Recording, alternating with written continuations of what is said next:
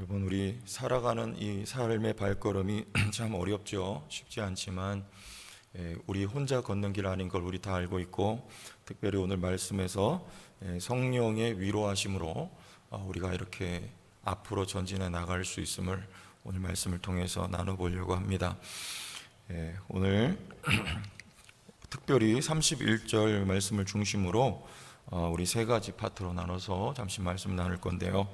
31절에 그리하여 온 유대와 갈릴리와 사마리아 교회가, 자, 여기 어떻습니까? 예루살렘에서 시작된 교회가 이제 온 유대로, 갈릴리로, 그리고 사마리아로 이렇게 확장이 되어가고 교회가 쭉쭉 성장해 나가고 뻗어나가고 있습니다. 그런데 사도행전 4장부터 우리가 봤지만 지금 상황은 매우 좋지 않죠. 유대인들의 박해가 곳곳에서 일어나고 그리스도인들이 등장하는 곳이라면 곧 유대인들이 나타나서 이 그리스도인들을 죽이려고 하는 그런 상황입니다.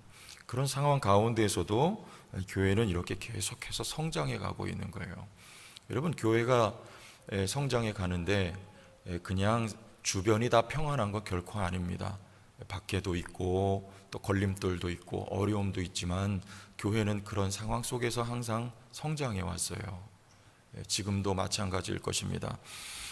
그래서 교회가 어떻게 됩니까? 첫 번째, 평안하여 든든히 서간다 그래요. 여기 평안이라는 말, 평화 또는 평안, 구약 성경으로는 샬롬이고 신약에서 여기 이렇게 에이레네 또는 평안이라고 우리말로 번역이 되어 있습니다. 우리 예수님께서 제자들을 곁을 떠나시면서 약속해 주신 말씀 가운데 한 가지는 요한복음 14장에 평안을 너희에게 끼치노니 곧 나의 평안을 너희에게 주노라.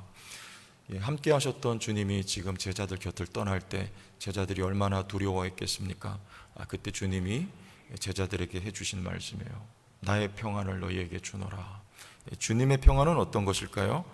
몇 번 말씀을 나눴지만은 상황과 또 여건과 환경과 전혀 관계없이 누려지는 평안이 주님이 주시는 평안입니다. 자, 여기 교회가 지금 평안 가운데 평안하여 든든히 서갔다 그래요. 좋지 않은 상황 속에서도 교회는 평안이 있어요. 여러분, 성도교회 주의 평안이 있는 교회가 되게 하여 주신 줄로 믿고 감사를 드립니다. 여러분의 삶에도 이런 평안이 있기를 바라요. 우리 찬송가 413장 내 평생에 가는 길이라는 거 잘 아시죠? 이 찬송을 작사하신 분은 스페포드라고 하는 분인데 이 무디 전도협회를 재정 후원했던 분이라고 해요. 그러니까 여러분, 얼마나 돈이 많았겠습니까? 그런데 이분 1871년에 유명한 시카고 대화재가 일어났을 때 그가 살던 저택이 다 전소돼 버리고 말고 그보다 앞서서 1년 전에는 아들이 하나밖에 없던 아들이 열병으로 세상을 떠났습니다. 엎친 데 덮쳤죠. 그리고 이제 그런 어떤 어려움들 속에서 이제 부인과 딸이 넷이 있었는데 이제 위로차 유럽 여행을 보냈어요. 그런데 그만 배가 이제 풍랑을 만나가지고 실제적으로 역사 속에 있었던 사건이에요. 그래서 물 속에 이제 배가 가라앉았는데 겨우 부인만 목숨 건지고 딸 넷도 다 물 속에 빠져서 죽게 되었습니다. 여러분, 부모의 마음이 어땠을까요? 자식이 5이 있었는데 뭐 재산이야 또 벌면 되지만 정말 자식을 잃어버린 부모의 심정이란 말로 다 할 수 없는 거 우리가 다 부모된 분들은 공감하는 내용이에요. 그래서 이제 그 자녀들이 빠져 죽은 그 사고 현장으로 갔을 때 하늘로부터 말로 다 할 수 없는 어떤 그런 영감과 그리고 위로가 임했어요. 그래서 그 마음의 고통스러움이 치유되고 회복되고 오히려 감사로 바뀌어지는 역사가 성령으로부터 말미암아 일어났던 것이죠. 그래서 그 순간 그 자리에서 펜을 들어서 쓴 찬송시가 바로 이 413장 내 평생에 가는 길, 이 찬송이라고 했습니다. 내용이 어때요? 내 평생에 가는 길 순탄하여 늘 잔잔한 강 같든지 큰 풍파로 무섭고 어렵든지 내 영혼은 뭐하다? 평안하다. 상황과 관계없어요. 힘든 상황 속에서도 주님이 주시는 평안, 이것은 상황을 뛰어넘고 극복하고 이길 수 있는 성령이 위로로부터 말미암은 평안입니다. 성령이 여러분의 마음을 위로해 주실 때 평안이 임하는 거예요. 이건 성령의 역사입니다. 우리 교회 가운데 이러한 평안이 임하는 교회가 될 수 있길 주의 이름으로 축원하고, 여러분의 삶이 성령이 주시는 평안으로 든든히 세워져 가는 삶이 될 수 있기를 바랍니다. 두 번째는 뭐예요? 주를 경외함과 그랬어요. 주를 경외함과. 여기서 경외한다는 말은 두려움이라는 말이죠. 교회 가운데 두려움으로 주를 섬겼습니다. 여러분, 우리도 두려움으로 주를 섬겨야 돼요. 예수님이 계실 때는 그분을 앞에 계시니까 제자들의 모든 것들이 다 조심스러웠겠죠. 그러나 우리 이 교회 시대는 주님, 예수님 보이지 않잖아요. 성령님이 역사하십니다. 하나님이 눈에 보이지 않으니까 우리는 때때로 보이지 않는 하나님을 업신여기거나 가볍게 여기는 말과 행동할 때가 참 많습니다. 두려워할 줄 알아야 되는 것이죠. 여러분, 아나니아 삽비라 이야기 우리가 지나왔지만 대표적인 이 아닙니까? 내가 누구를 속였다 그래요? 성령을 속였다 그래요. 성령이 눈에 보이지 않아요. 그래서 그렇게 했습니다. 그러나 그건 사도를 속인 게 아니라 성령을 속였다, 이렇게 말씀하는 거예요. 우리 교회 가운데에도 주님을 두려워하는 게 있어야 돼요. 누차 말씀드립니다. 우리가 사람을 대할 때나 어떤 사역을 할 때나 우리가 모임을 가질 때나 그 자리에 누가 그 대화를 듣고 계신가? 누가 듣고 계실까요? 하나님이 듣고 계세요. 성령께서 그 자리에 함께 계십니다. 여러분, 그래서 우리가 늘 조심하고 두려움으로 주의 일을 감당하고 두려움으로 교회를 섬겨 나가야 됩니다. 저에게 있어서 가장 어려운 부분이 있다면 설교자의 어려움이에요. 낙심될 때가 있어요. 그러나 여러분, 낙심도 하면 안 되더라고요. 낙심 금지, 따라해 보세요. 낙심 금지. 왜냐하면 내 삶은 내가 운행해 나가는 게 아니니까, 성령께서 하시는 거니까 낙심할 필요도 없었던 거예요. 어쩔 때 성도들이 사슴 같은 눈빛으로 이렇게 설교자를 바라보고 있을 때 뭐 이렇게 좋은 음식을 나눠줄 게 없다, 그때 얼마나 낙심되는지 아세요? 여러분, 설교자가 뭐 항상 홈런 치는 줄 아십니까? 그렇지 않아요. 홈런 타자 여러분, 삼진아웃 많이 당합니다. 그 유명한 오카누 목사님도 어쩔 때 설교 들어보면 저분 저 설교가 왜 저러 싶을 때가 있어요. 사실 그럴 때 설교자는 매우 낙심되고 설교 끝나면 쥐구멍 들어가고 싶은 게 설교자 심정이에요. 그런데 낙심 금지더라고요. 사람이 하는 게 아니라 설교는 하나님의 사역입니다. 하나님이 풀어주실 때 힘있게 하고 또 때로 안 될 때는 빨리 내려가면 되는 거예요. 하나님이 하시는 거예요. 여러분들 삶도 낙심하지 마십시다. 성령께서 하시는 겁니다. 내가 풀어가는 거 아닙니다. 하나님이 역사하여 주시는 거예요. 살아계신 성령을 의식하고 살아갈 수 있기를 바랍니다. 이게 뭐예요? 주를 경외하는 거예요. 우리 말과 행동과 생각 속에서 항상 이 자리에 계신 성령을 의식하고 여러분들 할 수 있기를 바라요. 주를 경외함으로 성령이 교회를 이끌어 가신다. 그 다음에 세 번째는 성령의 위로로 진행하여 수가 더 많아지니라. 교회는요, 성령의 위로로 진행하는 거예요. 왜 성령의 위로가 필요할까요? 위로가 필요한 상황이니까 그래요. 여러분, 요한복음 14장에 예수님께서 제자들을 위로해 주셨던 내용입니다. 12절에 내가 진실로 진실로 너희에게 이르노니 나를 믿는 자는 내가 하는 일을 그도 할 것이요 또한 그보다 큰 일도 하리니. 그래요. 이제 주님은 하나님 아버지 곁으로 가고 이제 아무도 없는 것 같아요. 그러나 아무도 없는 게 아니라는 얘기입니다. 너희에게 보혜사를 보내주시겠다. 나보다 너희가 더 큰 일을 할 수 있는 이유는 무엇인가?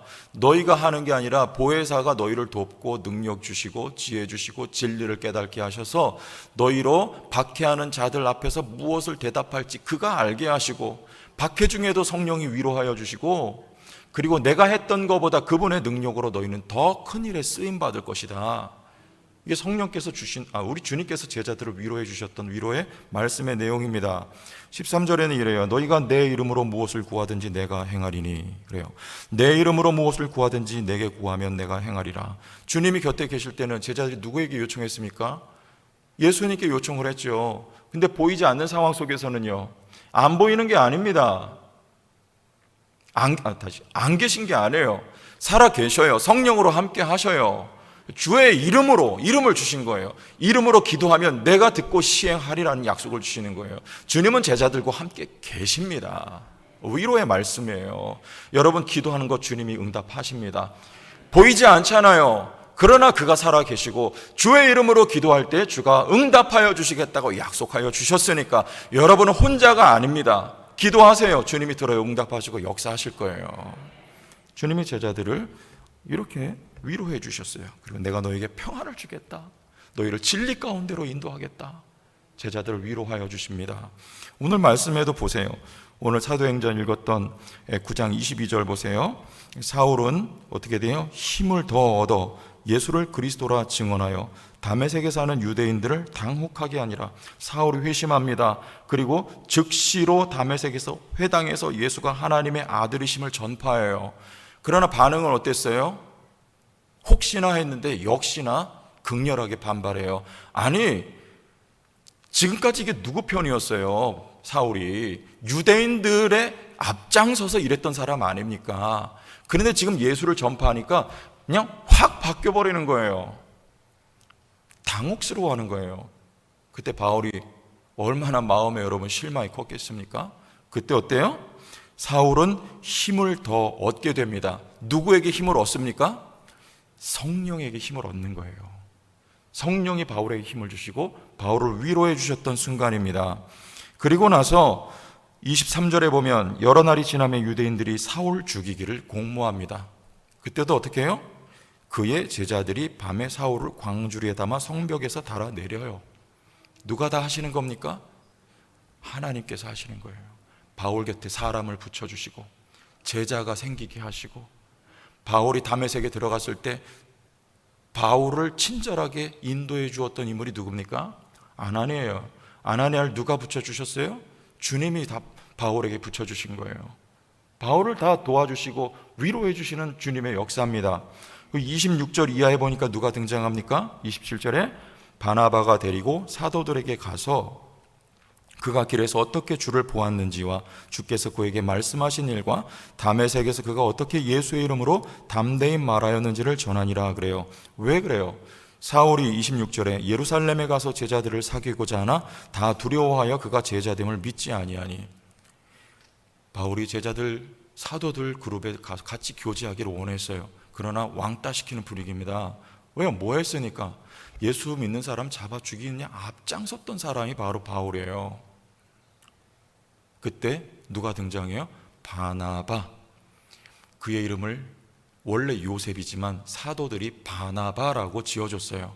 무슨 뜻입니까? 위로자예요. 위로자. 그는 어떤 사람이었어요?